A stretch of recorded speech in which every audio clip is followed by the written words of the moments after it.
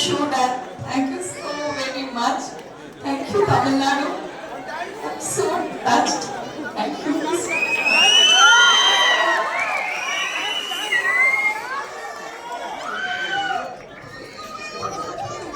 வணக்கம், எப்படி இருக்கீங்க எல்லாரும்?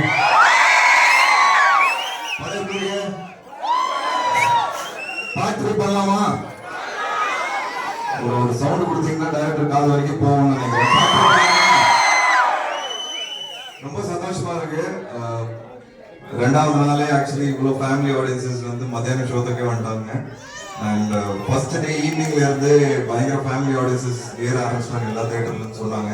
அதை கேட்கும்போது ஆடியன்ஸோட பவர் என்னன்னு புரிஞ்சிச்சு. ஒரு படம் பிடிச்சிருக்குன்னா நீங்க கொடுக்குற மரியாதை அன்பு தான் என்ன மாதிரி ஹீரோவுக்கு ரொம்ப ரொம்ப முக்கியம்.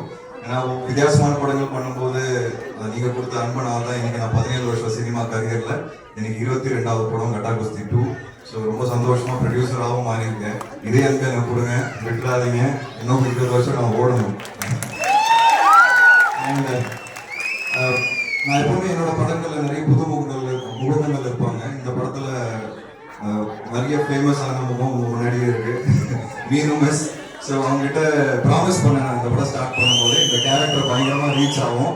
அதுக்கேற்ற மாதிரி ஒவ்வொரு தேட்டர்ல போகும்போது அவங்க கொடுக்குற அன்பை பார்க்கும்போது பயங்கர சந்தோஷமா இருக்கு.